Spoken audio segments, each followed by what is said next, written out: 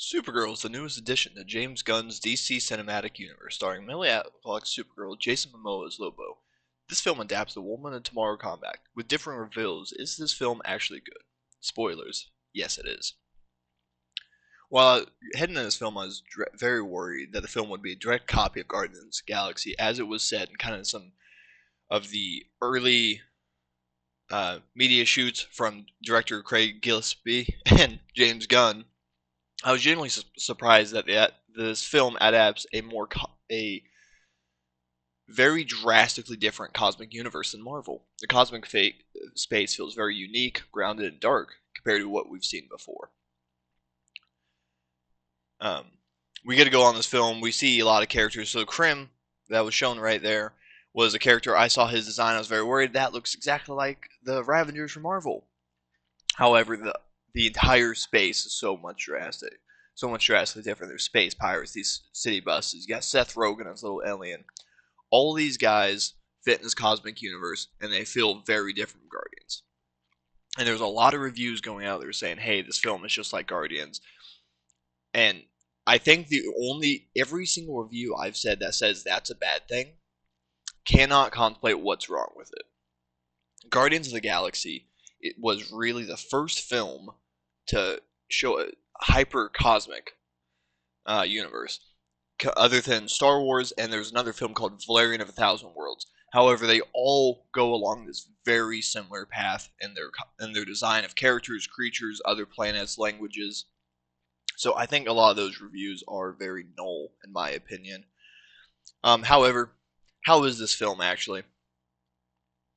The plot, I think, is very driven, and they show the plot is basically a savior for Crypto, and then you got Ruby, played by Eve Ridley, who's kind of on her revenge plot for her family, and Kara is obviously going through PTSD and her trauma from the death of Krypton that they go through. Well, the plot, I think, is very straightforward. I think the biggest issue a lot of people have with this film is that, A, it's female-led, and I don't know why we have a problem with that. Genuinely don't understand why that's a problem, but whatever. It's female-led, and this is a side character.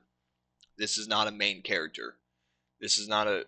Right, I know the DC Universe doesn't have a lot of characters yet. It only has a dozen or so.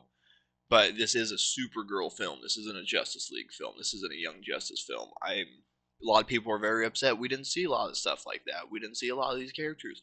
That's not what this film is about. This film is about Kara Zor-El and respectively does her character well and tells a very compelling story for her. And that's something that James Gunn and Peter Safran have been very adamant about with their DC Cinematic Universe, that they are not building this universe through post-credit scenes and cameos. They are building this through the characters. And I think that's done so well. Millie Alcock is just born to play Supergirl, though. She's just got the attitude. She's got the vibe. There's actually the scene where she basically turns on this, like, dumb white girl charm. And it's so funny, but she's born to play this character. She does it so well. And for a Supergirl film, I think this film is really good. Kind of go into some more of the other things. So, like I said, I was going about the acting. Millie is amazing. Jason Momoa as Lobo was born to be. I wasn't super sold on him when I first saw him. I just kind of thought, oh, Jason Momoa wants to, drink a beer, have a cigar, and run around playing, on motorcycles. But man, Lobo is one of the best parts of this film. Every time he shows up, he steals the scene. And he's funny, he's cool. And, yeah. Ruby, who's the little girl in Vengeance, her right there, played by Eve Ridley. She does an okay job, but she's very much so kind of the foil of the story. She kind of pushes the emotional narrative outside of the Crypto stuff, and it kind of brings Supergirl down to earth a lot when they're talking to her. And there's some other characters I don't want to go in. Superman, David Cornsweet, phenomenal every time you see him. There's this very beautiful scene with him. I don't want to talk about for the spoiler-free section. So, like I said, the acting was amazing. The characters were done really well. Kind of where stuff falls apart a little bit, and kind of why my rating on this is a little bit low, is the soundtrack. the fights and the visuals. The soundtrack was decent. It really wasn't too crazy memorable. Um, Towards the end of the film, they have a big fight scene, and I think it's pretty well done. However, it's like the song choice for it. I think they were trying to do it compared to like the 5 years time song for the Mr. Terrific fight scene and Superman, and I just don't think it had the same vibe. I just don't think it did nearly as well. But it wasn't like the soundtrack wasn't bad. I just don't think it's super memorable. Right? I remember walking out of Superman. I remember walking out of the Guardians of the Galaxy, and I just punched my desk. That hurt. I remember looking on Spotify in the car, looking for these songs and playing them on the way out. I didn't do that here. Nothing was super memorable. The visuals, the visuals were also okay. They weren't anything special. Anytime a sun is shown, it is beautiful. They do really well about showing what sun the planet is when they get there, and that's done really well. But the set design I thought was really cool, and especially Argos that you see kind of here. Argos and Krypton, they do really well, and it's super beautiful. Yeah, so that's really all I have for the spoiler. I am giving this a 6 out of 10. This is a good film that is worth watching. I do not expect it to win any awards. And you just got to remember, guys, this is a side character film. This is not a mainline film. This is not Justice League. This is not, Justice League War. We're not fighting Darkseid. We're not fighting Brainiac here. This is a side character. This is a B character, right? This is a Superman's film. This isn't Batman's film. This is a Supergirl film. It is focused on her. And if you go to watch this, you cannot be upset when you see the Supergirl on screen. Yeah, so that is my review, a 6 out of 10. It's a decent film, worth rewatching, but like I said, not super memorable. And for me personally, I wouldn't be against watching again, but I'm not gonna be excited. I wouldn't be. I'm not gonna revisit this film once a year. So that is the end of our spoiler-free section. I'm gonna give you guys 30 seconds till the 8-minute mark until I go into the spoiler section. So good luck. Hope you guys enjoyed.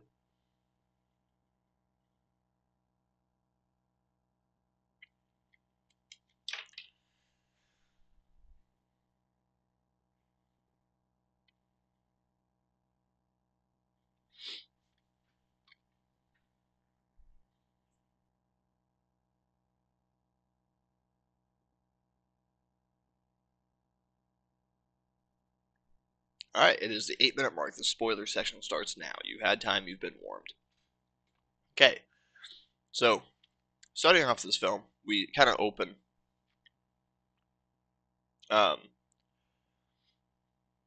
We have all of our characters here. We can go through. So we got Supergirl, played by Millie Alcock, Ruby, played by Eve Ridley, Krim, played by Matthias Schoen, whatever his last name, I can't pronounce it. Krim is actually a really good character. He definitely comes up he's definitely a monologue kind of character.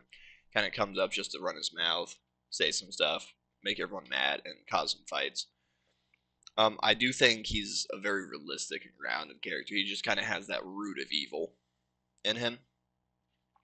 And he has a lot of stuff. So a big part of a big deal going on with these guys. The Krim, I forget what their race is called. They said it like 8 times, but basically they go across the galaxy kidnapping young women to procreate their all-male race. And they're all just like enhanced soldiers, and they're basically pirates. They're these terrible people. They're like a super evil version of the Ravagers. And they go around and kill everyone that they can. They go to drink, ravage, and essentially rape. And so it's not great, but it's a very realistic story. They do it well, and they all get what they deserve in the end. So that's cool by me. Crypto, based off Ozo, James Gunn's dog. Lobo is played by Jason Momoa. Superman is played by David Cornsett, and we get a Seth Rogen cameo, which is the funniest little thing ever. And alright, so kind of getting into the film, we kind of see Kara, and my things might be a little bit out of pace here, but we open with not this scene, but it goes into this scene in space, right? Where Kara and whatnot. She wakes up in bed, hungover, her glasses are on. It's the scene where Crypto pees on Superman. Basically, she gets a call from Clark, and she does the, oh, I don't, or she gets the message from him saying he misses her and whatnot, wants to do. I really like the dynamic between Supergirl and Superman because they do it really well. Um, and Kara can't connect with Clark because he reminds her of everything that Krypton was. But he's trying to connect with her, but he doesn't really know how to. And he's trying to give her space, and he's just the biggest, best, cool brother you could ever have, and it's just hard to do that relationship. But we cut to Ruby, and Krim basically comes. Her father's a swordsmith, and she comes, and he comes for the sword. Ruby's watching the interaction. He's eating a pie, threatening his parents, their parents, whatever. Her brother jumps out, tries to scare her. Krim kills him, kills her parents, and burns down their house, essentially. Steals all their stuff. And in it, her father activates a trap, which blows up their ship. So Krim and his cronies are stuck on the planet. And so next scene, we kind of see Kara in a bar, and she's dancing. She's being drunk, talking to Crypto, doing her sad stuff. She's doing the 23 is the best one yet, low bar. At least I got you, buddy. She's drinking, and some big alien comes up to her and tries to like dance with her. It's actually this pretty funny scene. But Ruby comes in, offers the sword for anyone that'll help her kill her parent or find the guy and help her kill Krim. Basically, this guy just ends up being an ass, steals the sword from her. And Kara's like, no, no, no. And she's on a red sun planet, so she doesn't have her powers. But she goes, kind of does this acrobatic swing on this guy. And, or he goes up, he gets on this, like, it's not a horse, but it kind of looks like this big moa, but swings around, it kicks him off. She ends up fighting him, and she's still really strong, really athletic, even though she doesn't have her powers, which is really funny. She gets hurt pretty good, but Eve and Krypto end up helping her out. And so they do it. Then, pretty soon after, we cut to this scene where these guys, I think they cut a scene out here, but they're just happen to be walking through here. So they're over here. Their ship is behind them where Krypto's running. And he ends up stealing her ship. And this guy's always eating. He stole her cereal that she was eating with the dog earlier. Krypto gets poisoned, as they show in the trailer. And it's basically the MacGuffin. We got to go find this guy's poison and fix it. So they go on the bus, right? Let's see if we can see it real quick. Yep. So they end up waiting for this bus. Cars tells Ruby to stay with Krypto. She obviously doesn't. They get on this bus. And on this bus is we meet Seth Rogen's little character. We don't see him in any trailers, but he's just this little dude, and he's so funny. And the bus driver pretty obviously like catcalls Kara, and he's like, the filtered. He's like, he says welcome aboard or whatever. Seth Rogen's guy, and she's like, no, he didn't. I know what he said. He's like, all right. But basically, they get intercepted by these space pirates, and this really fun scene. And they come and rob everyone, and basically, Ruby won't give her sword up, but Kara takes it from her and like pushes the sword onto the person, so they take it. But she steals this like clip off her belt, and it ends up being this like teleporter, and it's the most unique teleportation I've ever seen because it does this like holographic effect, right? And so they have this really fun fight scene where they end up kind of beating Kara and trapping her in a bathroom and lock her in there. And she's talking to Seth Rogen's little character. The guy's like 3 inches tall. And just this tiny, tiny little guy. And she basically says, hey, can you move? They're in range of a yellow sun. She's like, hey, can you move closer to the yellow sun? And he's like, yeah, I would if I had an engine, because the space pirate stole his engine. Or balls. It's just so funny. But basically, they're just stealing everyone, doing stuff. And Kara ends up seeing like a astronaut suit, tries to put that on, but Space Pirate sees her and ejects her into space before she can put the helmet on. So she ends up like going out there and like freezing and almost dying, but the yellow sun gets her obviously. Comes back, beats up the pirates, and probably the best action scene in the whole film. Which some I definitely put in my review is the fights were a little messy in this film, but it's also really hard to do when your hero is when they're powered up is literally invincible. It's hard to do, and it's also like they basically have this like unlimited strength, so like them just chucking people around is normal, you know. But they end up beating the space pirates, capturing them. They go to this gas station, and she gets this like poop food from this alien, which is kind of crazy. But they interrogate the space pirates, find out where Krim is, and they go to his planet. And they thought the planet was dead, but they said it was dying due to a nuclear holocaust. Basically, is what they're going through. But they go there, they find this bar, and end it. She ends up fighting. She ends up doing this whole bar fight, as we kind of see. It's this fight right here. She ends up fighting all these people. Some guy was trying to buy Ruby from her. She's like, all right, I'll arm wrestle you. Breaks his arm, as she should have. And yeah, so they just end up screwing everyone over. Or fighting everyone, beating everyone up. The bartenders end up saving them. Not saving them, but offering them to come eat, whatnot. This is where we first see Lobo. And it's actually really cool. And he comes over, and it's this really cool scene. This is the first thing we ever see of Lobo. You kind of get a shot of him before. But Kara's like scared of him. She's like, don't look at him, don't talk to him. He's like, that's Lobo. And I thought that was really cool to like build this character that she's just terrified of him. I don't know a lot about his character in like the comics, but all I know is he's kind of this immortal dude. So you really can't like kill him, can't do anything. He heals. But Ruby obviously ends up being stupid, goes to talk to him. Kara does this. She comes up to this bar with his drink, and she's doing white girl. She's like, "Oh, we're from Kansas, USA, or wherever she's from, and we're seeing all the stuff and all the drinks and all the people, and basically a white girl on vacation, which is really cool." She does this really good thing, but they end up going home with the family. She gets Lobo out of there, and they get drugged and ambushed by that family because the family made a deal with Krim for those two girls. They would get their daughter back. So Krim comes up and beats them, and Krim basically we get this big fight scene where we see Lobo later on riding his motorcycle, being an idiot.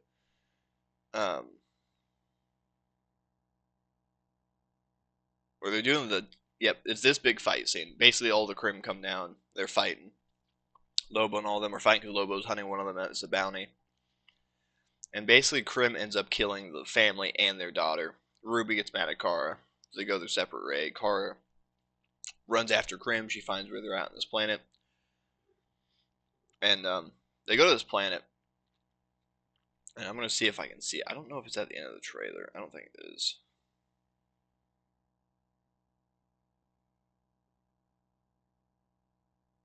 Where Kara is like kneeling down.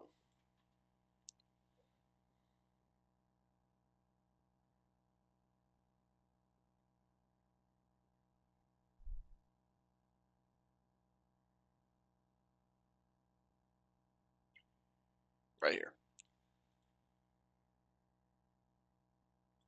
Did I miss it? Let's see. But basically, this is where all these scenes are. Yep, so this shot right here is as soon as she gets off the ship. And so she's on a yellow sun planet, so she's happy. She sees their ship. She's going after them. And then you see it over here on the horizon, actually. But this also, we've seen yellow and red sun categories. But we also see a green sun, so a Kryptonian sun. And so she basically comes here, and it's Kryptonite sun. She's poisoned. She's weak. She's going to die. So Ruby actually hijacks the ship, came with her, drags her to a cave, so she's safe. And I don't even remember how, but she ends up getting her Supergirl suit, bringing it. And so this is where we flash back to Krypton as it's dying. Kara wasn't born yet, but we actually see this little thing where Kara's father, who I forget his name, Jor-El Superman's dad. I don't remember her father's name. But basically, they're running to the shield generator. But we see Superman's ship flies, and they're basically like saying that's Kal-El. And so I want to try to find it real quick, because I know we've seen it like 10 times, but I want to see the shots of Argos.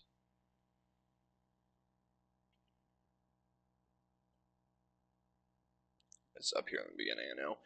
But so when Ruby drags her to a cave, And this is where we get most of the Krypton flashbacks. So we see Krypton detonating. They warn the core. They see Kal-El escape. Supergirl's father ends up bringing so many people to this core right here, and they're in this core, and they activate it, and it makes a shield, and the city flies, and it makes the city of Argos, while the rest of the planet dies, and Krypton's core detonates. And so, obviously, their civilization lives. They're all very happy. Supergirl is born. Yada yada yada. They're moving on. However, it wasn't exactly safe. So, the bottom of this planet, right? Because it's obviously in like a triangle shape, just kind of how those islands are held together. But the core of it is actually kryptonite, and it starts giving them all cancer. So everyone on Krypton is dying. They're all getting super sick. They're slowly getting cancer, and they're dying of this radiation poisoning. And so they're kind of going. Their people are dying. Oh, let's not do that. So this is the scene where Kara gets sent away. You actually see it though here. So when they're burying, I think they're burying her mother. I could be wrong, but they see Krypto in here. And this is in the tomb, and he's playing with a bone, which definitely belongs to a person, which is kind of messed up. But whatever. But yeah, Krypto's in here just being a dude, being a guy. And that's when she ends up finding him and adopting him. Little rascal. But basically, her mother's dead, I believe. Her father's sick, so he puts her in the ship, sends her off, and she goes to Earth and meets Superman. And it's this pretty cool scene where they get there, and they've shown the scene, but basically, Superman can't talk to her because he never learned the Kryptonian language. And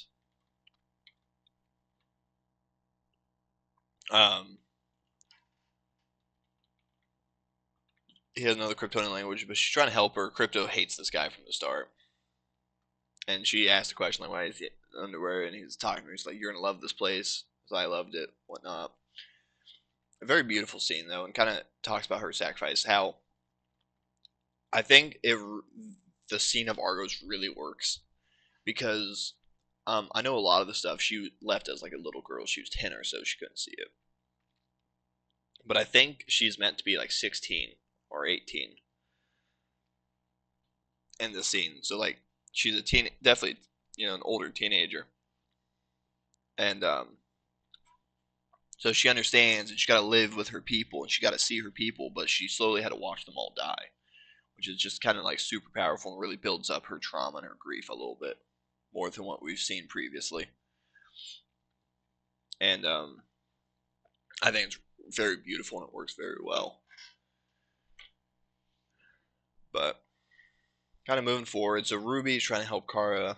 She ends up going to get water and gets kidnapped by some of Krim's men. Gets put in prison with Lobo. Krim comes up, threatens her. Rah, rah, rah. Says, I'm going to kill you slowly. Lobo's in the prison cell next to him. I guess they captured him. And she ends up luring one of the guards in, and Ruby strangles him, which is actually pretty cool. She wasn't going to free Lobo, and she ends up doing it. And he's like, come on with me, or whatever. And then she just disappears in this vent, which was really cool and really funny. And he's like, alright. Just keeps going on. But basically, kind of keep going. The yellow sun, she finds her sword. The yellow sun comes back up. Kara gets up, changes into her super suit. She goes and saves Ruby. And the only note I put here is Lobo shows up and causes hell. He's on his bike. He's blowing people up. He gets his target. Captures him and stuff. It's this redheaded guy's the target. And it's just beating everyone. And it's just this kind of really cool scene. It's this really good fight. You see Kara using the big like whip. Best way to call it. But basically, pretty quickly, yep, here's the fight right here. And yeah, this scene was really cool. Supergirl's powers are really well shown. Lobo's causing hell, blowing everything up. This is where they're fighting the pirates earlier in the film. And basically, you go through, the fight goes back to the ground, the ship crashes, Supergirl saves all the girls that were kidnapped to basically be bred, to breed their all-male race, as they were talking about. So, But the fight's really well done up here. When it gets down right here is actually they're down on the ground and they're kind of doing this larger fight. So there's kind of this Mad Max thing going on around, which I think was really cool. And she's just docking these people and just absolutely shredding them apart. And it's this really cool fight. When they were up on the ship, I kind of forgot to mention it, but Krim hit her with some kryptonite arrows, but she was pretty quickly able to like subdue them with Lobo's help and Ruby's help. She ends up like pulling the arrows out, and then you kind of see the kryptonite infect her blood, and then this yellow sun comes out, and she's good. But they also do this rising where she rises out of this dust in the middle of this fight, kind of like Superman, which I thought was pretty cool. But um, it kind of puts a parallel between these two. But basically, she ends up taking care of Krim in this really cool fashion, just beating the hell out of him. A lot like Superman was doing with. I'm trying to think if it was Bizarro. It's not Bizarro. That's not his name. What's his name? Ultraman. I'm trying to think if it was Ultraman he was beaten up like that. Oh no, it was. Yes, it was. It was Ultraman when he was fighting him and the girl in the stadium. But it looks a lot like that. Just really cool visual. And basically, Ruby goes up to Kara, and you see this scene where Kara's just like, "It won't take your pain away. Don't do this. Don't do that. Don't kill him. Whatever." And she basically talks Ruby down from killing Krim. However, just for her to turn around and kill him herself, which I thought was a really good choice. It was kind of a like, it landed a little flat, but for the character that makes sense because they had this conversation earlier in the film that there were people with light hearts like Superman, right? And she was talking about him and how he sees the good people, and there's people that are messed up and their hearts are ruined, like her, and she ends up saying Ruby as well.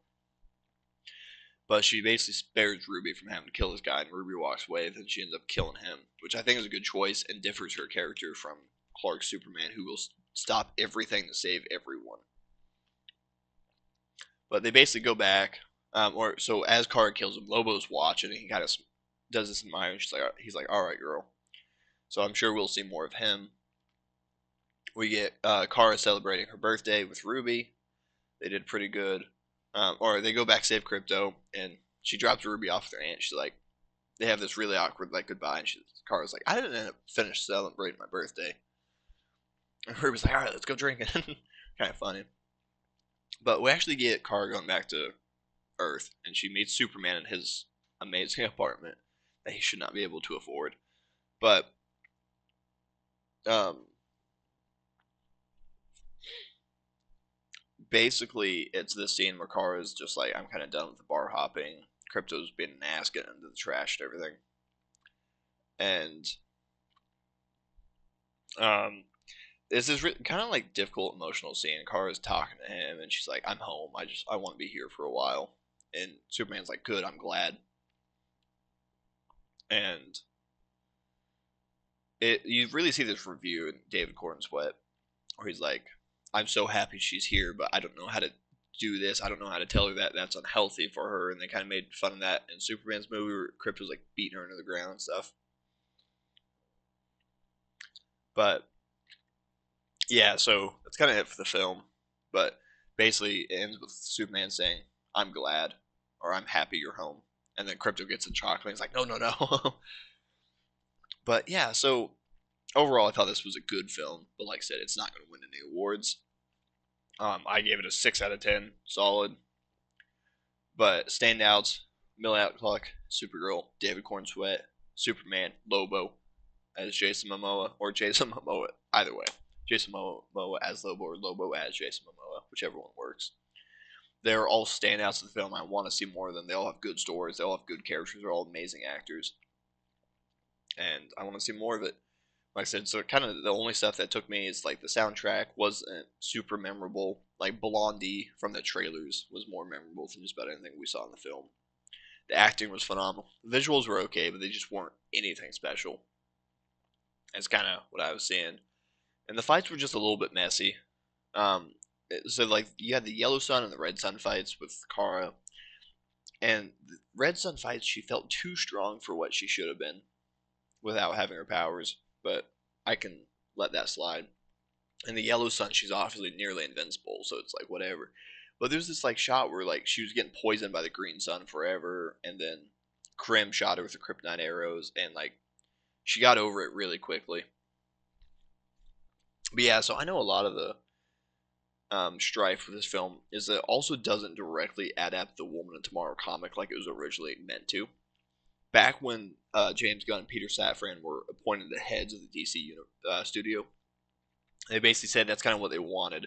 But when this film was officially revealed, they basically said, "Yeah, we took inspiration from it, but that's not what we were doing." I think that's very important for people to know. Also, like, not as like even Marvel has done this. I need people to stop talking about it. They don't directly adapt comic books for the live action films. No one has done it yet. They take a lot of inspiration. They do take a lot of storylines and characters from it, but they don't one for one adapt the books, and that's exactly what they did here. You see the inspiration, you see a lot of it, but they just didn't adapt everything. I think this is a very good film. I think you guys will like it. My rating's a little low, I know, so I kind of want to bump it up, but I'm going to leave it where it's at. It's a good film. Go watch it. Don't listen to reviews. It is like you will enjoy it. There's just so much going on behind the scene film reviews, and a lot of people just hate watching this film and trying to burn it down because they think they're going to get Zack Snyder's universe, which, newsflash, you guys hated that universe when it was here. You hated everything about it except for Henry Cavill. Hated everything about it, and then now it's gone, you're crying about it.